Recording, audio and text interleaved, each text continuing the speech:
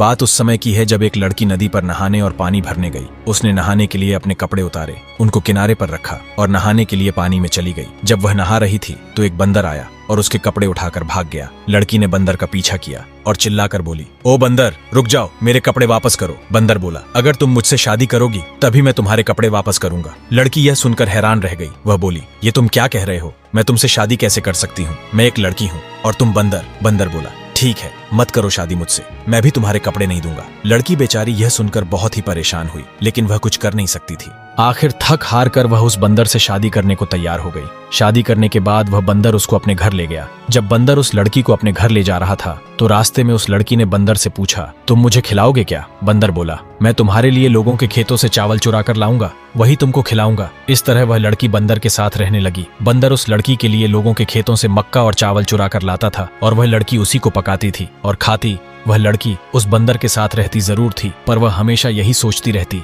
कि किस तरह वह बंदर के घर से भाग जाए। एक दिन जब उसका बंदर पति बाहर गया हुआ था तो उसने उसकी बूढ़ी माँ को, जो कि उसी घर में रहती थी, उसे मार दिया। उसने उसकी बूढ़ी माँ की खाल निकाल ली और खुद उस खाल को पहनकर बैठ गई। जब बंदर घर वापस आया तो उसने माँ को देखकर उससे पूछा, माँ, मेरी पत्नी कहाँ है? लेकिन उसकी पत्नी, जो उसकी माँ बनी बैठी थी, माँ बोली, बेटा, मुझे क्या मालूम तेरी पत्नी कहाँ है, कहीं भाग गई होगी। यह सुनकर बंदर पति बहुत गुस्सा हुआ और बोला, तुमको नहीं पता कि मेरी पत्नी कहाँ भाग गई? अच्छा तो यह है कि तुम भी भाग जाओ। और उसने उसको डंडे से कई बार पीटा। लड़की यह सुनकर बहुत खुश हुई और बोली, ठीक है, यदि तुम मुझे इस घर में नहीं देखना चाहते तो मैं अभी इस घर से चली जाती हूँ। और यह कहकर वह लड़की जितनी तेज भाग सकती थी उतनी तेज वहां से भाग गई। भागते भागते वह अपने भाइयों के घर आ पहुंची और सारा हाल उसने अपने भाइयों को बताया। यह सब सुनकर उसके भाई भी बहुत गुस्सा हुए और बहन के बंदर पति को अपनी बंदूक से गोली मारने चल दिए, पर वह बंदर पति उनको कहीं मिला ही नहीं, तो वे उसको बिना मारे ही वापस लौट आए। कुछ दिनों बाद उस लड़की के एक बच्चा हुआ। अब था तो वह बंदर का बच्चा ही,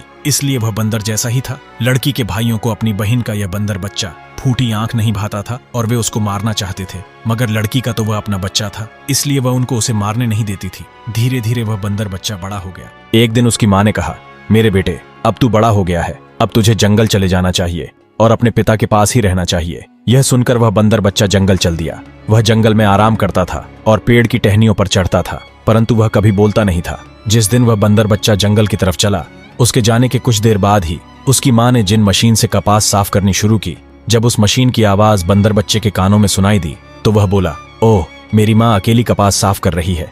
यह सोचकर वह बहुत दुखी हो गया और तुरंत ही घर की तरफ दौड़ चला। बंदर बच्चे की माँ को भी अपने बेटे की बहुत याद आ रही थी, पर वह अपने भाइयों के डर से अपने बंदर बच्चे को साथ रखने में डरती थी। और देखते ही देखते उसका बंदर बेटा घर आ गया। उसकी माँ अपने बंदर बेटे को देखकर तो बहुत खुश हुई, पर फिर भाइयों के डर से बंदर बच्चे को जंगल भेजने पर मजबूर हो गई।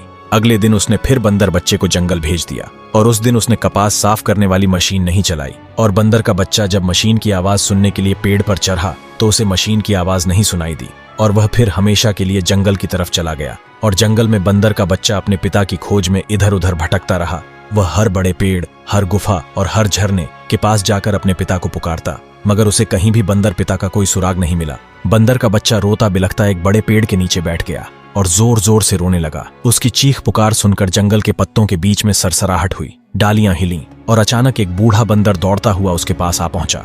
वह बहुत घबराया हुआ था।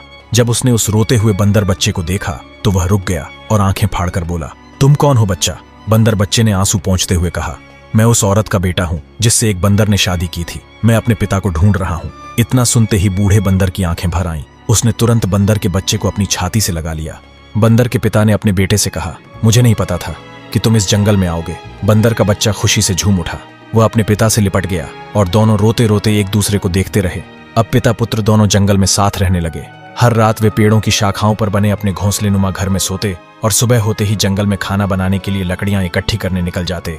एक सुबह जब सूरज की पहली किरणें पेड़ों की ऊंचाई से जंगल में झांक रही थीं और बंदर पिता ने अपने बेटे को आदेश देते हुए कहा, बेटा, आज तुम जंगल से लकड़ियां लाने जाओ ताकि हम भोजन बना सकें। बेटे ने पिता की बात मानी और उत्साहपूर्वक लकड़ियां लाने जंगल की ओर चल पड़ा। बंदर बच्चे ने पेड़ों से गिरी हुई कई लकड़ियां इकट्ठी कर लीं। तभी उसकी नजर सामने पड़े लकड़ियों के एक बड़े ढेर पर पड़ी। बंदर बच्चे ने सोचा, अगर मैं यह सारी लकड़ियां ले जाऊं तो हमें कई दिनों तक लकड़ी इकट्ठा करने की जरूरत नहीं पड़ेगी। लेकिन उसे यह नहीं पता था कि यह लकड़ियों का ढेर एक जाल के ऊपर रखा हुआ है। पीपल के घने पत्तों के बीच डाल पर बैठा शिकारी नीचे का तमाशा देख रहा था। जैसे ही बंदर ने लकड़ियों के ढेर को हटाने की कोशिश की, जमीन अचानक धंस गई और वह सीधा जाल में फंसकर गहरे गड्ढे में जा गिरा। बंदर के बच्चे को जाल में फंसा देख शिकारी ने सोचा, इसे मैं पिंजरे में डालकर शहर ले जाऊंगा और अच्छा मोलभाव करूंगा। समय बीतता गया, लेकिन जब बंदर बच्चा घर नहीं लौटा तो उसके पिता को चिंता होने लगी और बंदर बच्चे के पिता ने जंगल में जाकर अपने बेटे को खोजने का निश्चय किया और अपने बंदर बच्चे को खोजने के लिए जंगल की ओर निकल पड़ा। और बंदर के पिता जंगल में चारों ओर अपने बेटे को आवाज लगाते हुए आगे की ओर बढ़ रहा था। तभी अचानक बंदर का पिता जब एक गड्ढे के पास पहुंचा तो उसने देखा कि उसका बेटा एक गड्ढे के अंदर जाल में बुरी तरह फंसा हुआ है और शिकारी को उसके पास बैठा हुआ पाया। बंदर पिता यह सब देखकर आग बबूला हो उठा और बंदर के पिता ने शिकारी को चेतावनी दी, अगर तुमने मेरे बेटे को नुकसान पहुंचाने की कोशिश की तो देख लेना अच्छा नहीं होगा। शिकारी हंसते हुए बोला, बूढ़े बंदर, तुम मेरा क्या बिगाड़ सकते हो?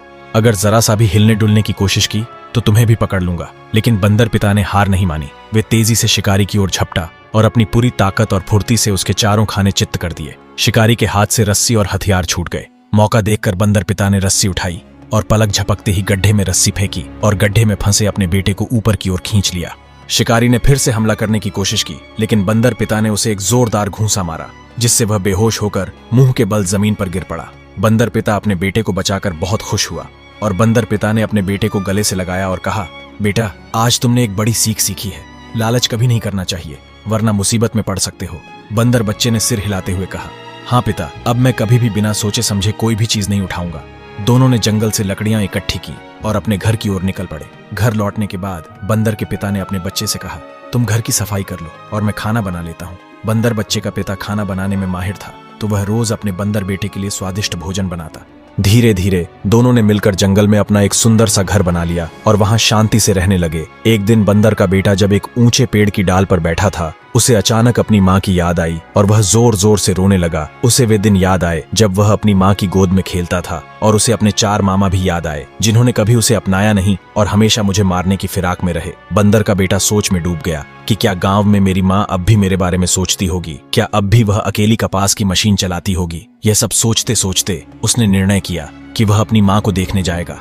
अगले दिन तड़के अपने बंदर पिता को बिना बताए ही वह गांव की ओर चल पड़ा। वह गांव की सीमा तक पहुंचा ही था, लेकिन बंदर के बेटे ने दूर से ही देखा कि उसकी माँ कपास साफ करने की मशीन चला रही थी। अचानक उसकी माँ का हाथ मशीन में फंस गया। बंदर का बेटा देखकर वह खुद को रोक नहीं सका और तुरंत अपनी माँ की ओर दौड़ पड़ा। बंदर बेटे ने जोर से आवाज लगाई, माँ, माँ। उसकी माँ ने जब बंदर बेटे की आवाज सुनी तो वह चौंक गई। पहले तो उसे विश्वास नहीं हुआ कि उसका बेटा सामने से दौड़ता हुआ आ रहा है, लेकिन जब बंदर की माँ ने अपने बेटे को पास आकर देखा तो माँ के आंसू छलक पड़े। बंदर की माँ ने कहा, बेटा, तू आ गया। बंदर के बेटे ने कहा, माँ, मैं हमेशा तेरे पास रहना चाहता हूँ, लेकिन यह खुशी ज्यादा देर टिक न सकी।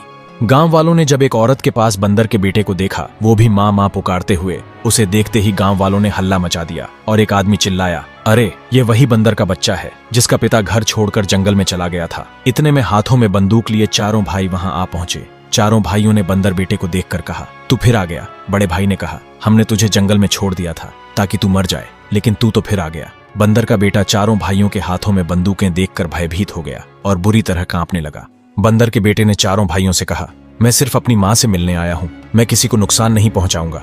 परंतु चारों भाई उसे छोड़ने वाले नहीं थे। सबसे छोटे भाई ने कहा, इसे पकड़ो। चारों भाइयों ने अपनी बंदूकें उठा लीं और बंदर के बेटे की ओर तान दी।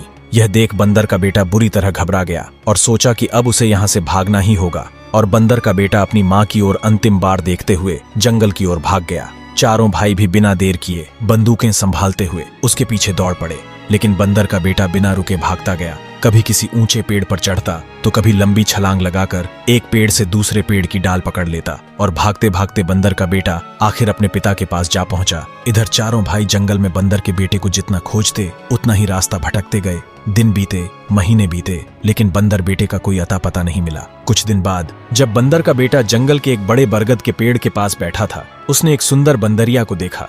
बंदरिया की बड़ी बड़ी आंखें थीं और वह बहुत ही चंचल थी।